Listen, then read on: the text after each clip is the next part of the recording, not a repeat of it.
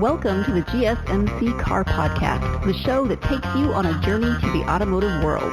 We talk about the latest news, from new makes and models to new technology to all of the must-have options available. Whether you're a fan of the old classics, love the latest models and technology, or have never met a vehicle you didn't want to work on, the GSMC Car Podcast has something for every car enthusiast.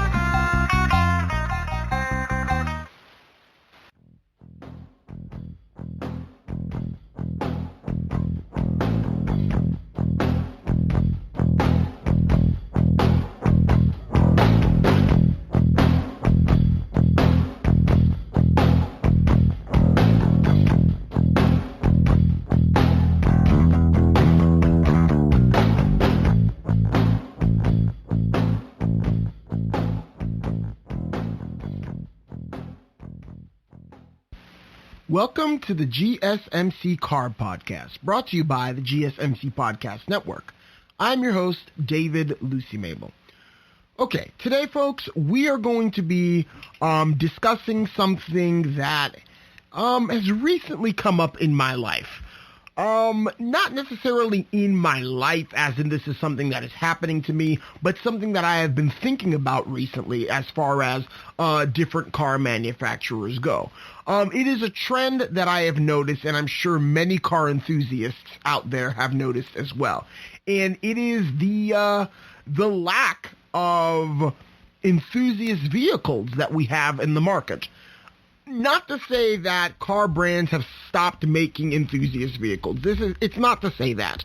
It's to say that the variety of enthusiast vehicles that used to exist, specifically amongst American car companies, has dwindled dramatically over the years. And allow me to explain. So in this podcast, we're going to be taking a look at 4 different aspects of this phenomenon, or really 3 different aspects, because segment 4 is always my own personal thoughts. But we're going to be talking about how cars in general are on the way out. People are preferring crossovers and SUVs and pickup trucks and things of that sort, things with higher ground clearance. And we're going to be taking a look at why the crossover craze is killing the enthusiast vehicle, and why also electric vehicles, EVs, are also killing enthusiast vehicles. So we're going to take a look at all of that. Let's start off with segment 1. Cars in general are on the way out. Major U.S. automakers are focusing on SUVs, crossovers, and trucks. The likes of the sedan are dwindling amongst new car sales.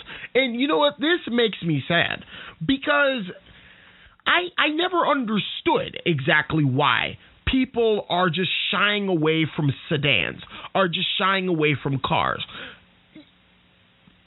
For some reason, there is a perspective.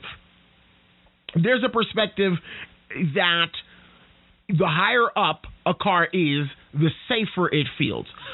So many times have I heard from people, oh, I don't like those cars, they're too low, I like something that's higher up. I don't understand why, though. What is the modern car consumer's obsession with being high up off of the ground? It's not something that I will ever understand, because every single car I've owned has been a sedan. I have not owned anything other than sedans. I owned a 1998 Cadillac DeVille, a 1997 Cadillac DeVille, a 2009 Honda Civic Hybrid, and I currently own a 2004 Buick Park Avenue Ultra. And I just never understood what was the appeal of sitting up higher. Like, I find that crossovers, SUVs, trucks, and other things of that sort, visibility suffers.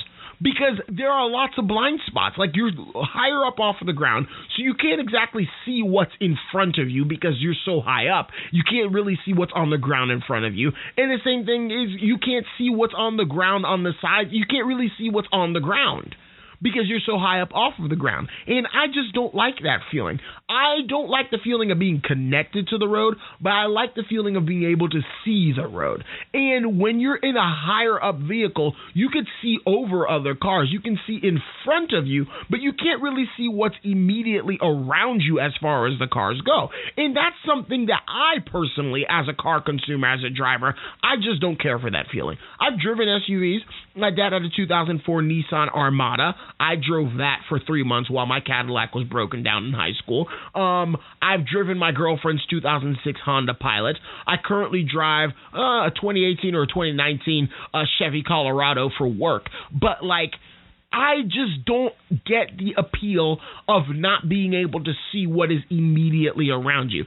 I just don't like the visibility in higher up vehicles. Not to say the visibility is poor per se. The visibility tends to be very good, but it's not the type of visibility that I like. I don't care about seeing in front or on top of the car in front of me or on top of the car next to me. That's not what I care about. I want to care about what's near my wheels so I can know exactly where my wheels are at all times, because that's what matters to me. I don't want to damage my car or run over something that could potentially, get hurt or something, like a child, for example. You don't want to drive a car that's so high up off of the ground that if your child's in the driveway, you might get, God forbid, there's so many terrible things that can go wrong. But cars are on the way out. Of all the major American car brands, only GM is engineering and building new sedans. And I'm not saying that the others don't offer new sedans. They do. But GM is the one that's currently engineering and making new ones. For example, you've got Chrysler's 300. Chrysler's 300 sedan is rather old and outdated.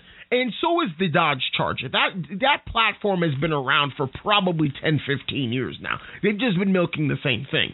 As far as the coupe goes, the Camaro, Challenger, and Mustang are all the last holdouts amongst American coupes. A perspective is, let me give you a perspective as to how widespread this trend is. Chevrolet no longer makes the Impala or the Cruze. Only the Malibu and the remaining Spark hatchback are the only cars offered by Chevrolet currently. Buick no longer makes sedans. Buick is completely pulled out of the car game. Ford no longer makes the Focus or the Taurus. Ford is only making the Fusion, and Ford's Fusion is, pretty old as well. Ford's Fusion has probably been around in that platform since 2012. So that is nearly 10 years old they've been milking the same platform. Lincoln no longer makes sedans either. Cadillac makes 3 versions of the CT4 and the CT5, but the CT6 has been discontinued. And why do I care so much about cars if we're talking about enthusiast vehicles? Because obviously, not only cars can be enthusiast vehicles. The reason why I care so much about cars in this segment of the podcast is this trend away from cars reflects the trend away from enthusiast dedicated vehicles. Let me just, go back in time to the mid to late 90s and the early 2000s. There was a time in which you could get a convertible version of an economy car. And Doug DeMuro was talking about this in his Geo Metro convertible review that I watched earlier today.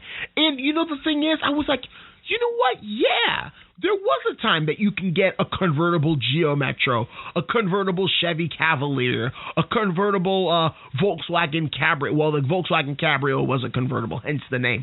You can get a Toyota a Solara convertible. There was a time that you can get a fairly cheap, economical convertible, something that was a bit more fun, something that was a bit more enthusiast-oriented. There was a time that you can get a supercharged version of your regular old boring Buick sedan. There was a time that you can get, a performance-oriented version of the Mercury Grand Marquis, which was the Mercury Marauder. There was a time that you can get, a souped-up version of a Chevy Caprice, which was the Chevy Impala SS of the mid-90s. I mean, there was a time that you can get enthusiast vehicles. And these were normal vehicles. These were normal vehicles that had an enthusiast bent to them. It's nowadays, you're not finding different engine options and more, enthusiast-oriented versions of cars so much, especially not American cars. And it's gotten to the point where it's not alarming, like, oh, this is a bad trend, we have to, stay away from this. It's just interesting. It's interesting. It seems that people who have bought cars are shying away from the novelty of cars. It's getting to the point where cars are no longer a novelty item. Cars are just purely for transportation.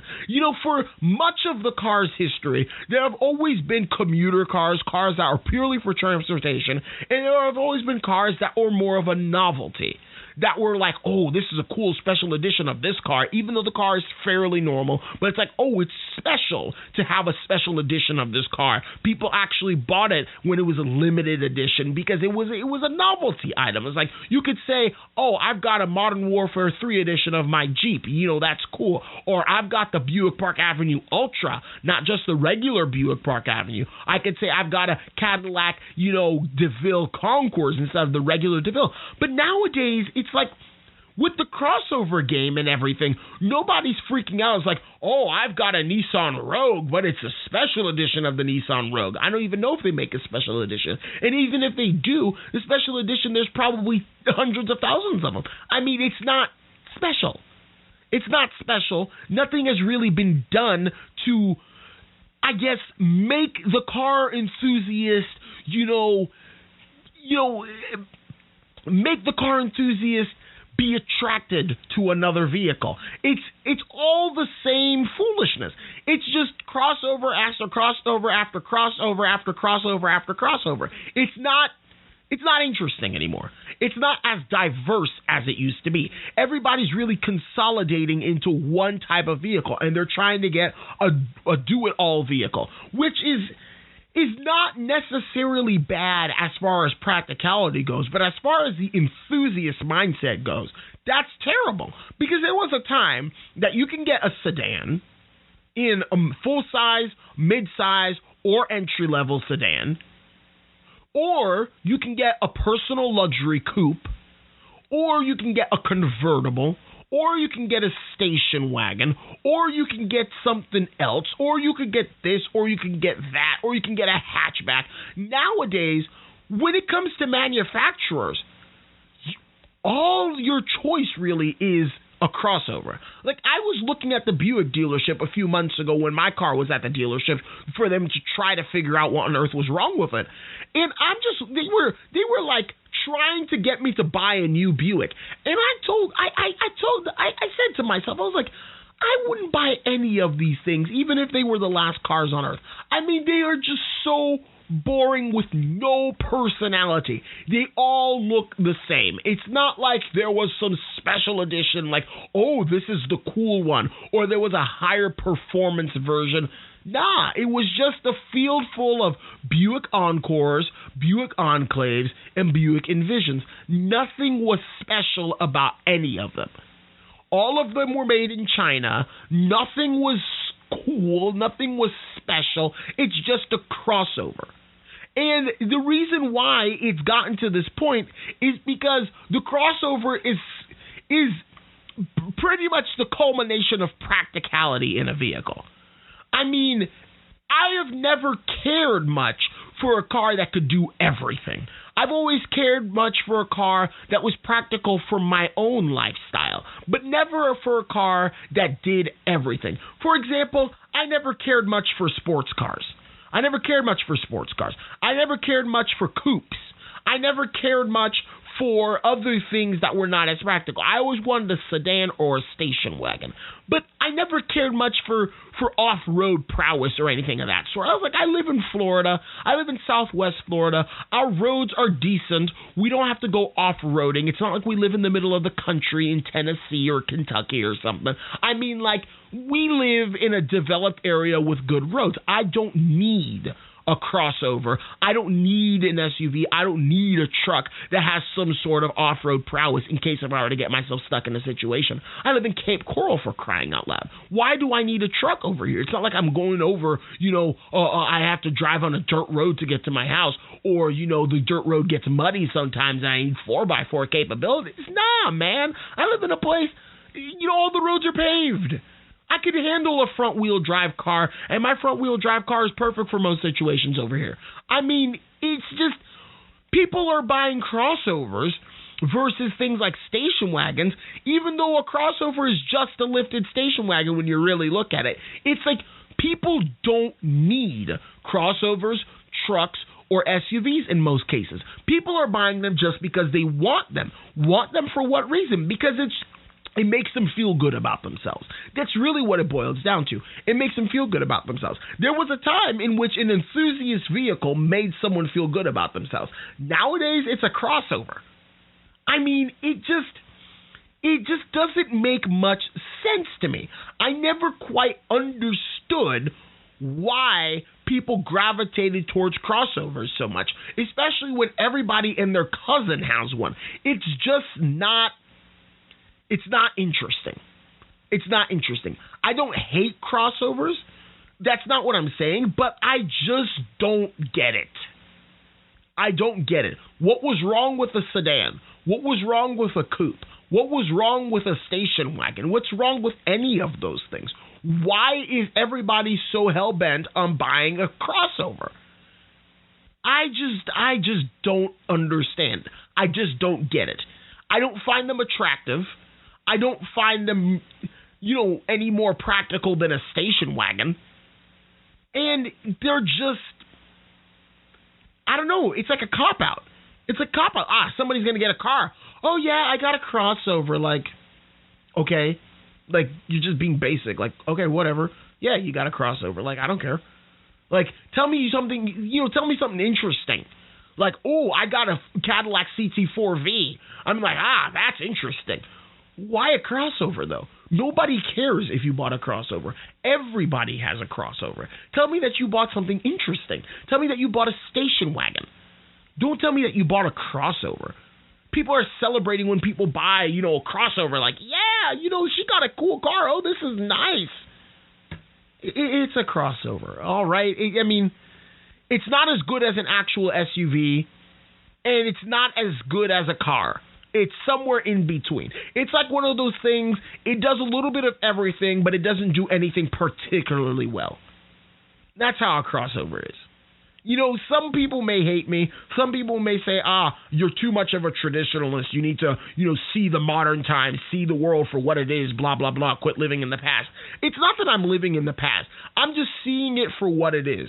A crossover is a cop-out of a vehicle. It does a little bit of everything, but you don't have to commit to any one of those functions. It just does a little bit of everything. It's a jack of all trades. Which for some people that works, but for someone who's passionate about cars, buy something and commit to it. If you want off-roading prowess, buy a Jeep. If you want luxury, buy a Cadillac. If you want, economy, buy a Toyota. Like, you don't need everything in a vehicle. Like, you just have to choose something and stick with it. I want luxury, so I've driven largely Buicks and Cadillacs. I don't want off-road prowess.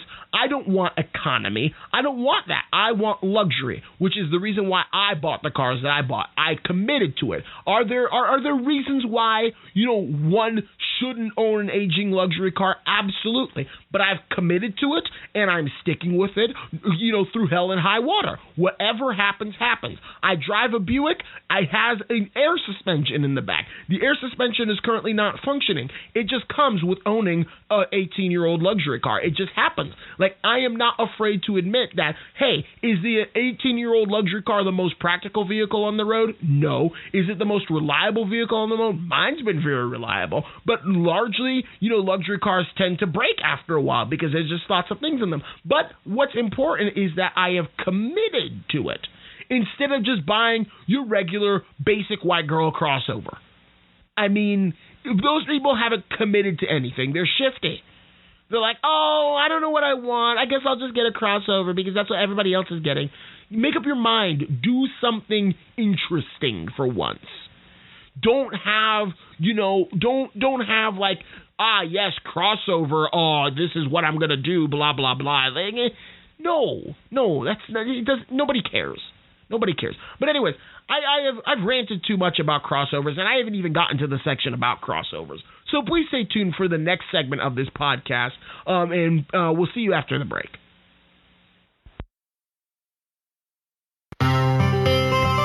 Are you a business owner?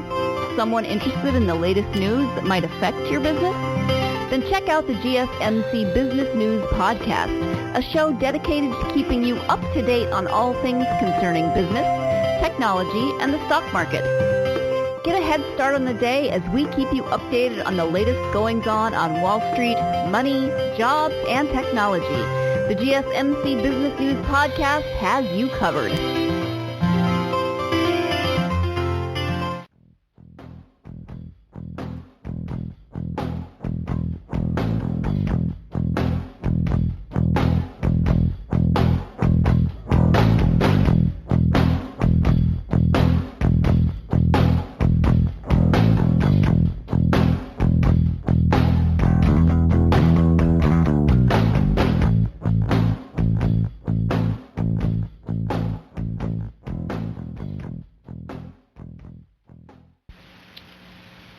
All right, welcome back, folks. So you all have heard me rant and rave about why the crossover is killing the enthusiast vehicle, why cars are going away, blah, blah, blah, all of that. Now I'm going to take a look specifically at what is it about crossovers that have really made them lacking in the options that sedans and regular cars of old used to have. Now, let me just put it this way. The car is such a versatile vehicle in the sense that a car could come in the form of a sedan. It could come in the form of a coupe. It could come in the form of a station wagon. It could come in the form of a hatchback. It could come in the form of a personal luxury car, a sports car, a muscle car, a pony car. There's so many different variations of the car that you can think of. The crossover, not so much. There are no personal luxury crossovers. There are no muscle crossovers.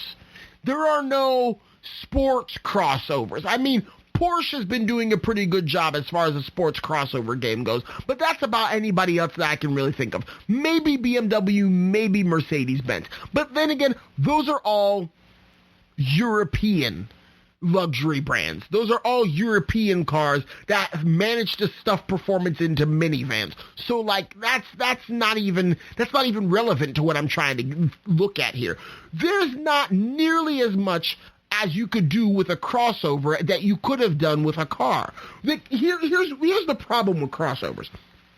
Crossovers are essentially SUVs built on car platforms. That's what they are. Performance enhancements for something like this are less than stellar because these things have a high center of gravity, which means they are more prone to flipping over than cars. And crossovers are larger, more ungainly, and heavier than their car counterparts. They are not adjectives that we want when describing a sportier vehicle. You don't want a sporty vehicle to be described as having a high center of gravity, as being ungainly, and as being heavy. You want something that has a lower center of gravity to minimize the chance of rolling over, and really to minimize any body roll or anything of that sort. You want something that's going to be lighter, and you want something that's going to handle well. A crossover is not going to do that. A Nissan Pathfinder is not going to handle as well as a Nissan Altima. The Pathfinder might be built on a car platform, just like the Altima is, but it's essentially a station wagon that's been jacked up. And it's pretending to be an SUV. That's really, in the grand scheme of things, that's really what a crossover is. It's a jacked up wagon trying to be an SUV. That's a crossover. And the crossovers that we have nowadays are just severely lacking as far as any enthusiast prowess, enthusiast appeal goes. They're just not interesting. They're just not interesting. And there's only so much you can do with them. But crossovers are not just the only problem. It's people. I'm done, hating on the crossover, because at the end of the day, crossovers wouldn't exist if people didn't want them to exist. And I'm going to tell you why. People in the American car market especially are looking for a do-it-all car. They want something with a higher seating position that makes them feel safe. They want something that has respectable road manners but can handle light off-roading. And they want something with cargo room and practical seating. Automakers see this, and their response is more crossovers, a type of vehicle that is not exciting and cannot perform as well as a car. If people do not buy the cars, the automakers will not sell them.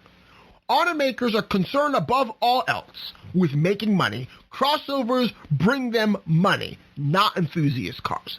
I'm thinking of the days in which Chevy had the Camaro, the Monte Carlo, other sorts of, they had SS versions of the Impala, SS versions of the Malibu, they had SS versions of the Cobalt, they had a convertible Cavalier, and that's just Chevy. I'm not even talking about Ford.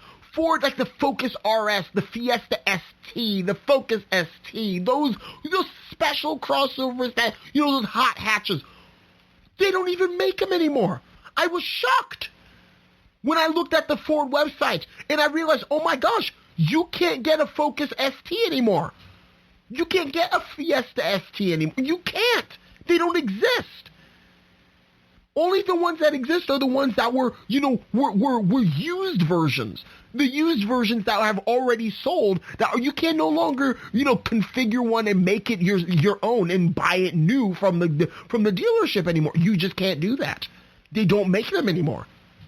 And I was genuinely shocked. I was like, dang, I would thought of all the cars that they would have had, they would have still had the Focus RS, the Focus ST, whatever the high performance versions were. The reasoning behind it is that, well, maybe people are not buying cars, but maybe they're wanting to buy hatchbacks, because a hatchback, you could fold down the rear seats, get more cargo room in there, and it's not higher than a car, but it's more practical than a car. Nah, they're not even doing that. Ford's response, Ford's hot hatch right now is their Mustang Mach-E, an electric vehicle. That's how much the car world is changing, and I'm just so out of touch with what cars can do nowadays. I looked at Alana's, of course I should probably say my friend Alana. Y'all don't know who Alana is. But I looked at Alana's Toyota Camry today. I had breakfast with her. I looked at her Toyota Camry. It's a Toyota Camry SE, but with the TRD appearance package. And I'm like, this thing has paddle shifters. A Toyota Camry has paddle shifters. And it had a spoiler, and it had like 19-inch rims, and it had leather seating, Apple CarPlay, a touchscreen infotainment system, and it had so many other bells and whistles. I was talking about a Toyota Camry. Toyota Camry, like the quintessential, beater car that people would drive as their first car, like James. He's had like 190,000 miles on it. And it has Apple CarPlay. It has paddle shifters. It has an 8-speed automatic transmission in a Toyota Camry. I'm so out of touch with what the car market looks like nowadays. I mean, I don't even realize what is the average consumer, what they want. But the average consumer wants crossovers. They want crossovers. I am from the days in which you could buy a Cadillac DeVille, for example, and then you can get the most luxurious model, which was the DHS, or you can get the most performance-oriented model, which was the DTS. Or if we're talking about 90s Cadillac DeVilles, you can get the D'Elegance, which was the most luxurious, or you can get the Concours, which was the most sporty, if you will. I'm from the days in which that you could buy a Jaguar XJ, and the Jaguar XJ could come in either the Vandenplas trim, or it could come as an XJR. If you wanted more luxury, you went for Vandenplas. If you wanted more sport, you went for the XJR. Nowadays, you're not going to find a Jaguar I-Pace R or a Jaguar I-Pace Vandenplas. Like, they just don't exist anymore. Special editions of cars, higher trim levels, cars geared towards enthusiasts are dying rapidly. It's so difficult to find a special edition of a car made nowadays. And the funny thing is, it's like the Asian automakers are doing what the American automakers used to do. For example, you can get this TRD packaged Toyota Camry that Alana has. You could do that. Ages ago, when the Toyota Camry first came out, you couldn't get a sporty version of it. What you saw is what you got. You might have gotten a base spec that had a manual transmission, but you didn't get a sporty Toyota Camry. You could have gotten a sporty Ford Taurus, though, in the form of the Ford Taurus SHO, but Ford doesn't make the Ford Taurus anymore. It's like the Toyota Camry TRD is like a modern-day competitor to the Ford Taurus SHOs of old. A performance-oriented mid-size sedan, or in this case, a mid-size sedan, a performance-oriented mid-size sedan. Performance-oriented mid-size sedans don't come from the American market anymore. Performance sedans don't come from the American market anymore. Sedans almost don't come from the American market anymore. All you can talk about as far as performance sedans are, as far as is Cadillac. Cadillac is the only one that I'm aware of is still making performance, or not even still making, has begun to make, performance sedans. And that's the only reason why Cadillac is doing that, is because they are really wanting to take a bite out of the German car market. So if the Germans are making M versions of their BMWs or AMG versions of their Mercedes-Benzes, then Cadillac is going to be making V versions of its, CT5 and CT4, which makes perfect sense. But they're the only manufacturer that seems to want to be continuing to do this, which I'm happy that Cadillac is finally taking this seriously. But what about the other American car, makers? I mean, like, I would never drive a Focus RS or a Focus ST, but, like, you know what? Part of me kind of misses it. It's not a car that I ever gave much stock to when it was on the market and you could buy it new, but now that they no longer offer it, it's interesting to me. I'm like, oh, wow, they stopped making this thing. They don't make this anymore. This is the last of its breed. Something that has existed for such a long time as far as hot hatches from Ford and whatnot. They're the last of their breeds. They don't make them anymore, man. It's like, you have to get it while it lasts.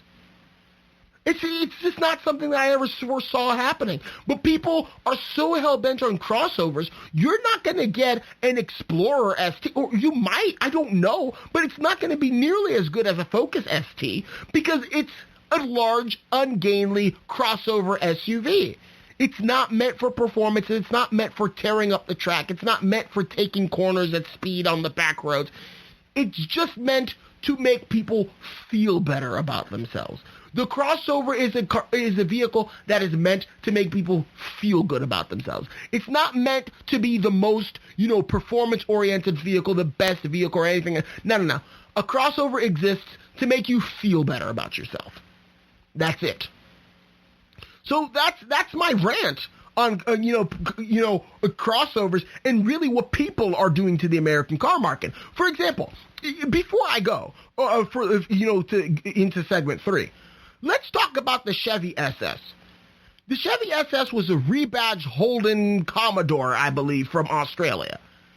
V8, 400-something horsepower, rear-wheel drive sedan.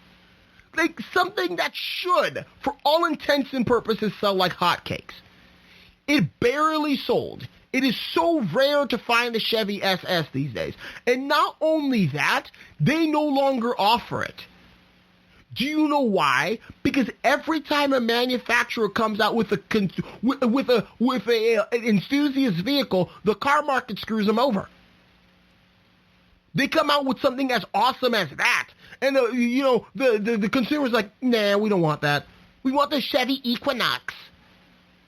We don't want an SS. We want the Equinox. That's just so stupid. That's so stupid. You could get a Chevy SS, or you could get, an Equinox or Traverse.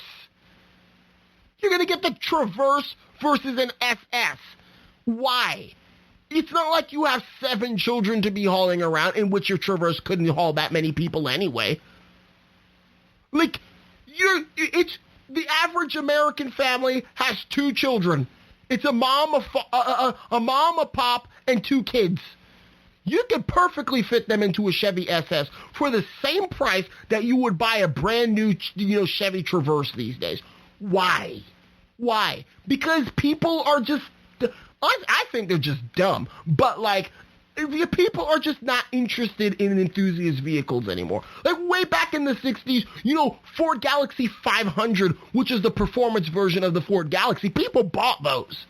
They're like, oh, that's awesome. It's like cars are losing their cachet. Cars are losing their novelty. People are beginning to see cars as purely modes of transportation and nothing more. The love that people used to have for cars, the novelty that certain cars used to bring is becoming more and more rare, and it's becoming more and more reserved to an elite that can afford things like a Mercedes-Benz or a BMW or an Audi or something that is still clinging to that novelty, to that performance that cars used to have. But as far as the regular layman goes, nah. A crossover is just fine for them. And that irks me. I don't think anybody should settle for a crossover. For the money that I could buy a brand new Ford Explorer, I can go buy myself a Chevy SS on the used market. Why on earth would I buy a Ford Explorer versus a Chevy SS? There's no reasoning to. I mean, you don't need a car that's going to haul everything, goodness. You just need a car that is, fairly practical. This is a 4-door sedan with 5 seats that produces 400 horsepower. Is fuel mileage good? Nah. But, marginally, goodness, you could budget in for more fuel to drive an interesting vehicle. I've always driven interesting vehicles, and I always budget in for more fuel. Like, there are ways that you can get around all of these fears that people just don't care. They just don't care for special cars anymore. And that's really sad. But anyway, I'm officially done with segment 2 now, so please stay tuned for segment 3, in which I'm going to be discussing what the electric vehicle is doing to the enthusiast vehicle and how the market is changing as a result of EVs slowly but surely moving their way in. So please stay tuned, folks. Tired of searching the vast jungle of podcasts? Now listen close and hear this out. There's a podcast network that covers just about everything that you've been searching. Hey! The Golden State Media Concepts Podcast Network is here. Nothing less than a podcast bliss with endless hours of podcast coverage. From news, sports, music, fashion, cooking, entertainment, fantasy, football, and so much more. So stop lurking around and go straight out to the Golden State Media Concepts Podcast Network. Guaranteed to fill that podcast itch. Whatever it may be, visit us at www.gsmcpodcast.com. Follow us on Facebook and Twitter, and download us on iTunes, SoundCloud, and Google Play.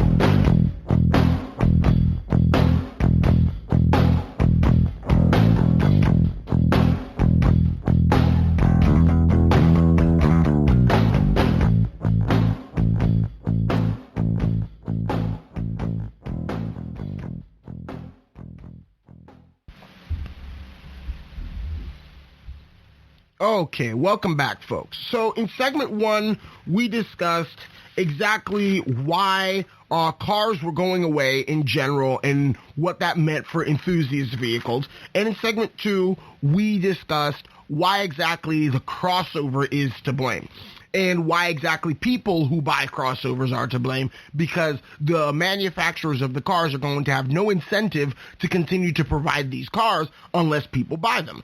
So in segment 3, we're going to be discussing why electric vehicles are making enthusiast vehicles less appealing and less exciting. So let me just take an example. You have the Tesla Model Y and the Tesla Model 3. Both do 0 to 60 in less than 5 seconds. Enough said. Both are fairly boring electric crossovers. I just heard someone the other day, actually, it was like a few hours ago, last night, say on one of the car groups that I'm a part of on Facebook, they said that wanting an internal combustion engine swap Tesla is really stupid, because the only thing that makes a Tesla special is the fact that it has an electric drivetrain. Other than that, the whole car is built badly. A poor build quality, interior sucks, like creature comforts are like non-existent. I mean, it just sucks. However, the reason why I say that electric vehicles are coming to the point where they're making enthusiast vehicles less appealing is because just about any electrical vehicle that's on sale today does 0 to 60 like instantly. And the reason why is because there's no transmission. It's direct drive. And because there's no transmission, it's instant torque.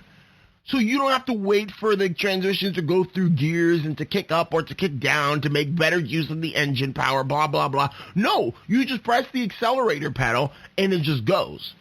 Well, when you think it, the layman who wants his car to do a little bit of everything is going to be perfectly content with the fact that it's Tesla, even though it's not designed to be a performance car per se, and even though frankly, it sucks.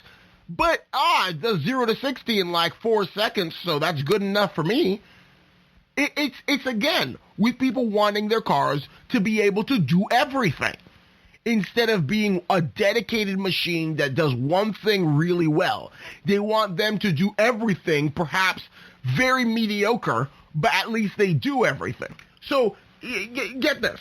Moving on. I say, and you all may have heard about this in my podcast about electrical vehicles months ago. I say once EVs become more popular, why would people pay for a car that's more expensive to own and performs less than an EV?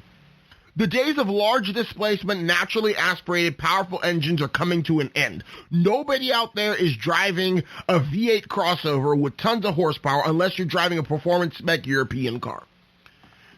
Back to what I was saying. People are not going to care that, my GLC AMG from Mercedes-Benz is making 560-something horsepower and, it's naturally aspirated sort of thing. The crossovers from Mercedes-Benz, from BMW, from Audi that are high-performance crossovers, those are the exception. They are not the norm. The norm is things like the Toyota Highlander, the Chevy Traverse, Nissan Murano, Mazda CX-7, Ford Escape, all those other boring GMC, not Envoy, GMC Acadia, other things of that sort. Those are the boring crossovers of today's people. The ones that, make an attempt at looking nice and look nice enough so that they can appeal to the layman, but don't actually have any substance behind them. Those are the average crossovers. There was a time that all of those manufacturers that I just mentioned, all of them offered performance versions of their sedans, offered different trim levels, offered a luxury spec and a performance spec. But now it's hard to find that. For example, the full-size Chevy today is a crossover that's called the Chevy Traverse. As far as I'm concerned with the Chevy Traverse, there's not any real trim levels with it. In the old days, when you had a Chevy Impala, you could get an Impala SS. That was the performance version. Or you can get an Impala fully loaded with leather seats, a sunroof, blah, blah, blah, all of those things as the more luxury version of it. There's not really much room to play around with the crossover because the crossover is a relatively inflexible vehicle when it comes to adding performance, when it comes to adding anything really. You can add leather seats, you can make it real nice, but you can't make it fast. I mean, there are quick crossovers out there, don't get me wrong. There are some with turbos and other things of that sort, but it's not truly a performance vehicle because, like I said, higher center of gravity, it's not something that is meant to take on corners and other things of that sort. Of course, there's an exception to every rule. You've got Porsche. Porsche is making some pretty hot crossovers. Lamborghini has its Urus.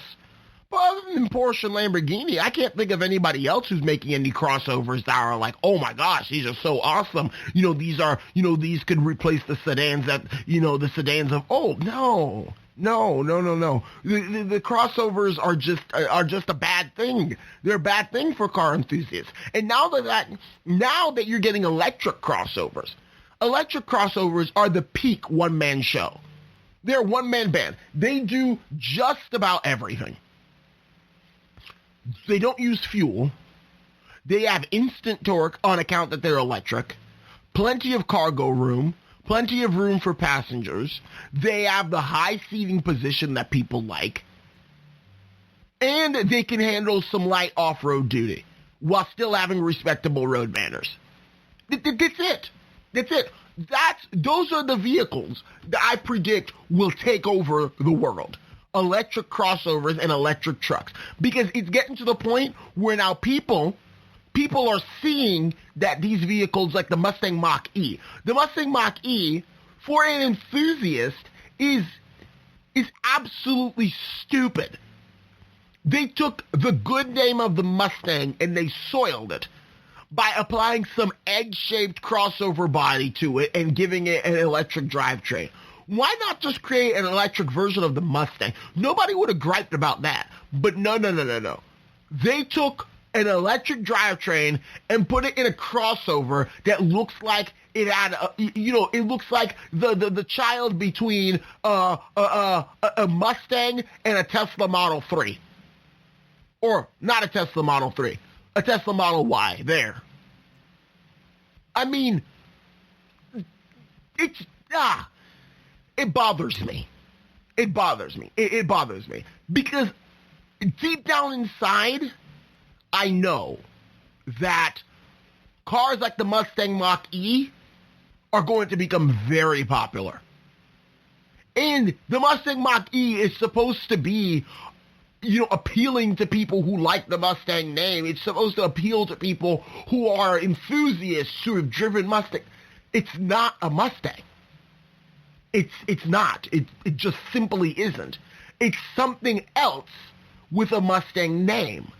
And I have no doubt that the Mach-E is a good vehicle, but don't apply the name of the Mustang to it.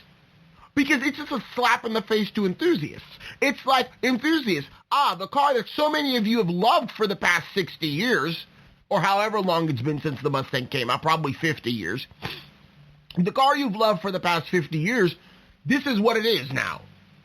This is what it is, and you're going to deal with it. It's like, goodbye to all of your hopes and dreams. Bye-bye, Mustang. Hello, Mustang Mach-E. This is what everybody wants now.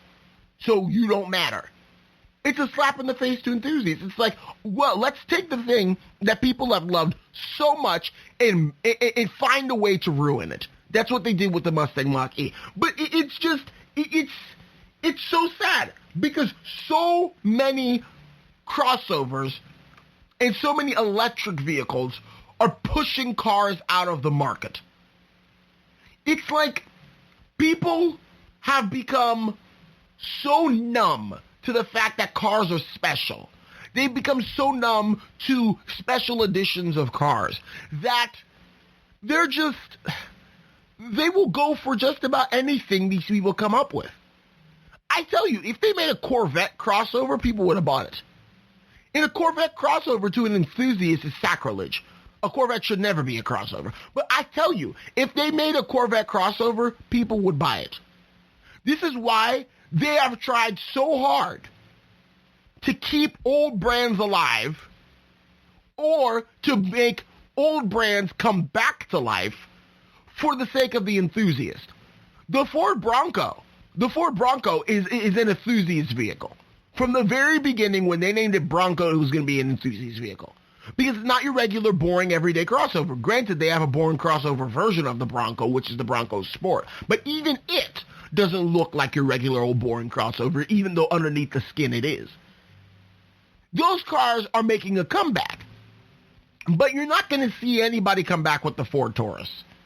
Unless they put it in the crossover form, which I wouldn't be surprised if the Ford Taurus came back as a crossover. This is what's going on. It's like all of the cars that were once special are beginning to phase out, and then what's replacing them is electric vehicle crossovers.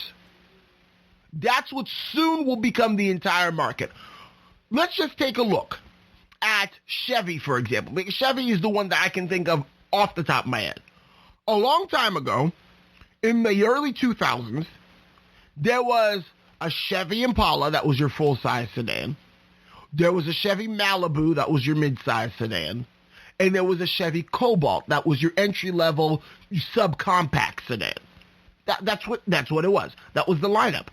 Nowadays, you only have the Malibu. But when you look at the crossover lineup has a full-size, a mid-size, and a compact version. Because you've got the Traverse, you've got the Equinox, and you have the Trax. And if it's not the Trax anymore, the Chevy Bolt, something. There's some small crossover that takes the place of what used to be fulfilled by the Cobalt. That's how every vehicle is going to become now. For example, a long time ago, Buick used to have the Park Avenue, then the LeSabre, and then the Century.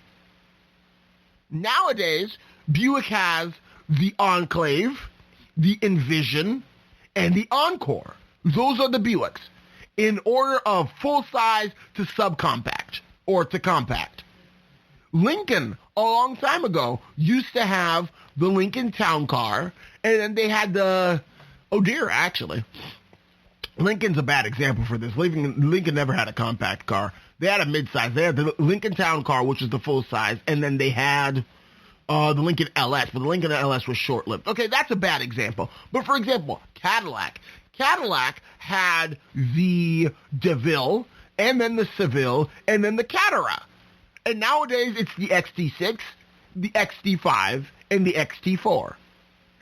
Granted, Cadillac still has a mid-size and compact sedan, but they got rid of their full-size sedan. It's like the sedan is taking the place of what the crossover used to be when the crossover, first entered. And not only that, they're electrifying everything now, which I don't have a problem so much with electric vehicles. My problem is that electric vehicles are inevitably going to mess up the car scene because people spend years and hours of blood, sweat, and tears to try to get their cars to perform better. For example, my friend Grant. Grant is on his third Mustang now. He had a 2000 Mustang GT when he first started having Mustangs. And then he had a 1995 Ford Mustang Cobra.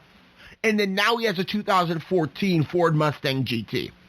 Each one of those Mustangs, Grant has spent copious amounts of money in, making them sound the best, making them handle the best, making them faster, making them this, making them that. Grant has finally got his car to the culmination of what he wants it to be.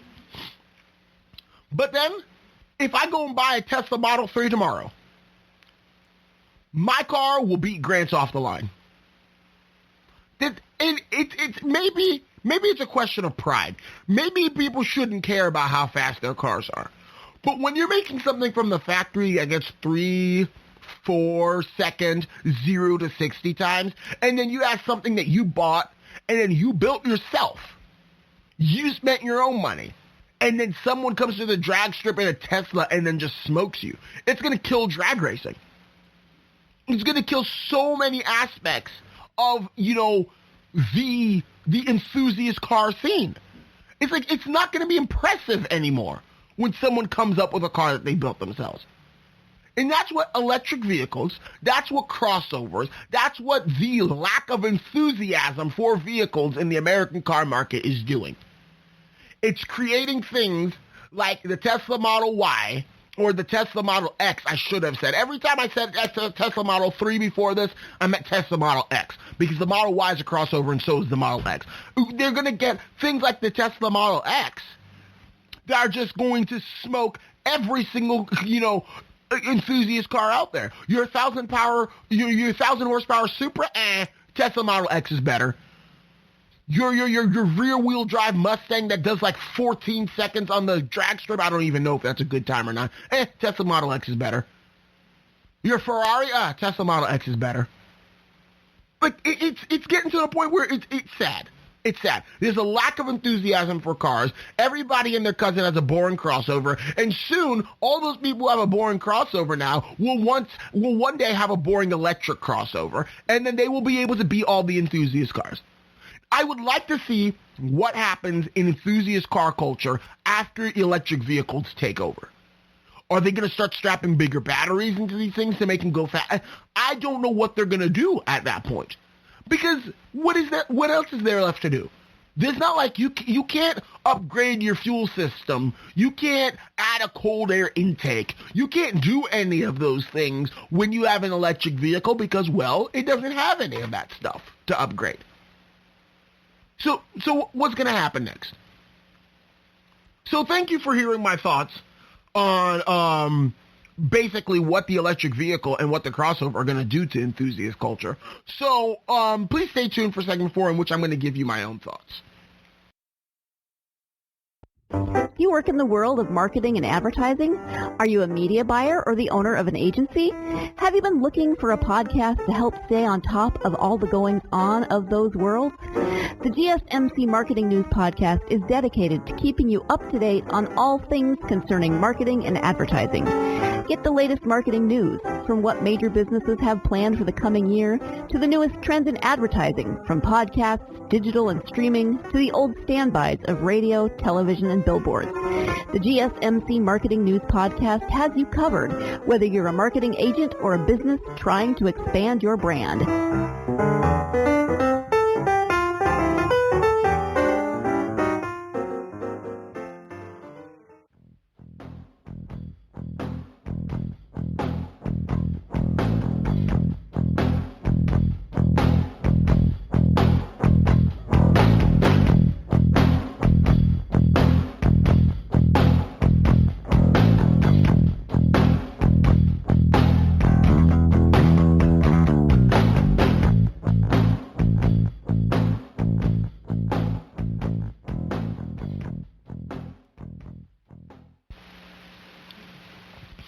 Okay, welcome back, folks.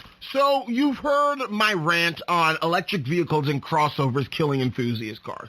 Now, let me quantify it in my personal thoughts.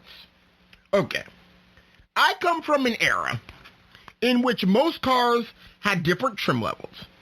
They almost always had a different engine option and an enthusiast/performance spec. Now, I use the term performance loosely, goodness. My Buick Park Avenue Ultra out there is hardly a performance vehicle, even though the company that does our insurance thinks it is because it has a supercharger, but I digress. Just some examples. Like I just said, the Buick Park Avenue Ultra, as opposed to the regular Buick Park Avenue. Buick Park Avenue Ultra had 240 horsepower and a supercharged V6 engine. Buick Park Avenue, on the other hand, had a 205 horsepower V6 engine. It was not supercharged. It was naturally aspirated. So, in spending a few more bucks, you could have got a 40-ish horsepower bump and a supercharger when you bought a new Buick Park Avenue in the late 90s and early 2000s. So, you had the Cadillac DeVille Concours, as opposed to the regular Cadillac DeVille. Regular Cadillac DeVille had 275 horsepower. Conqueror's at 300 horsepower. The Lexus GS400 versus the GS350, which, by the way, the Lexus GS400 is a very difficult car to find. Because I've been looking for some for sale because I've been considering buying one. They are so difficult to find. And almost all of them you find have over 150,000 miles on them. And they're like beat to death. But the GS400 came with a V8 engine instead of the V6 engine that the 350 came with. Or it might actually have been an i6 engine. I don't know. I'll have to look that up. The Chevy Cobalt SS versus a Chevy Cobalt. Lincoln Mark 8 LSC, which stood for Luxury Sports Group, versus Lincoln Mark 8. Cadillac Eldorado ETC versus the Cadillac Eldorado, well, EC or whatever, I don't know. But I think it was actually ESC for the Cadillac Eldorado, which stands for Eldorado Sports Coupe. This one had 300 horsepower versus the regular Eldorado that only had 275 horsepower. You see what I'm talking about? American brands have all but done away with this practice. It's rather sad. However, European luxury brands still do this, but the AMG brand and M brand from their respective manufacturers have been diluted. There's a flip side to this problem now. Because not enough, at least this is my theory, because not enough brands are making true enthusiast vehicles, then the ones that still make enthusiast vehicles are slapping an enthusiast badge, I should put it, slapping a performance badge, slapping performance specs on everything from an A-Class to an S-Class to an SUV to a crossover to a wagon. Everything gets an AMG badge at a Mercedes-Benz these days. Everything gets an M badge over at BMW these days. And why is it?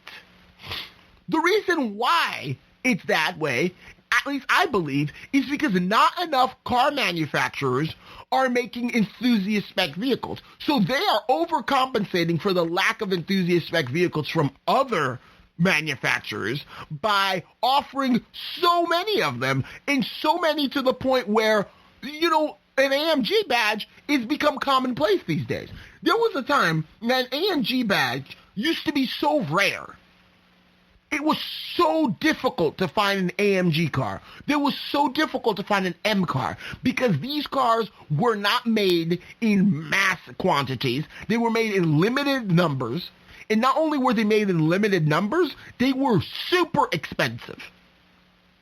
Nowadays, I could walk outside of my house today, drive my Buick for 10 minutes, and find an AMG car. And probably in that same 10 minutes, I'm going to see another M car. Ages ago, you would have to drive for days before you finally found an AMG vehicle because they were just so rare. Like an S55 AMG from the W220 version of the S-Class, that era, an S55 AMG, I've only ever seen one for sale. I've never seen another one. I've got one outside, at least not I, but my dad has one that has the appearance package on it that's pretending to be an S55 AMG, but an actual S55 AMG is so difficult to find. Because it comes from an era in which AMG meant something. An S63 AMG is so difficult to find from 10-ish years ago. Because that comes from an era in which AMG didn't just go around slapping badges on their CLS and their CLA and their A-Class, the really cheap Mercedes-Benzes that can be bought for less than $35,000. Granted, the AMG versions are a bit more expensive, but still, like, an economy car should not have an AMG version. And then again, I say this now, but I wasn't complaining about the Chevy Cobalt SS. Chevy Cobalt SS is like an American version of a CLA, AMG or whatever. It's a cheap American car with some performance added to it. I guess the reason why I pine so much about it is because when you look at it, there is such a lack of demand for enthusiast vehicles that the Germans are trying to appeal to the few people who want them. And they're willing to do anything just so they can have just so they can get their hands on an enthusiast spec of their vehicle. I guess that's really what's going on here. That's really what's going on here. The fact that the vehicles, those vehicles, how do I exactly say this? The fact that enthusiast vehicles are becoming so rare, people who want an enthusiast spec vehicle are just about willing to take anything with some performance to it, because performance vehicles are becoming less and less affordable, less and less accessible to the general public. So someone who would have bought a Chevy Cobalt SS when they were in high school, now that they're a young professional and they can afford something a bit more expensive, that same person could buy a CLA AMG for $40,000. That's what you can do. And it's not like it has a ton of horsepower. I already did the comparison between a CLA AMG and a Toyota, Avalon Touring model. A Toyota Avalon Touring is a better car in every way. But because it's it's German and it has the performance and blah, blah, blah, and there's AMG, okay, we'll buy it. We'll spend more money on it. But I mentioned the Toyota Avalon Touring. What's really funny about that is because the Toyota Avalon Touring, though it is a quote-unquote performance spec of the Toyota Avalon, it doesn't actually provide any better performance. It might have a stiffer suspension, but it's all an appearance package. But of course, people buy them and think they're special, in which they are special because, the touring models are not very common. But as far as sheer performance goes, they didn't upgrade the engine. Nothing happened. It's just a cheap cop-out for an enthusiast vehicle again. The ones who are not making the enthusiast vehicles are providing cheap cop-outs to vehicles in general, which are crossovers. And the ones who are creating enthusiast vehicles are creating them so much to the point where they're no longer special. We need every manufacturer to get back in the game of creating an enthusiast vehicle.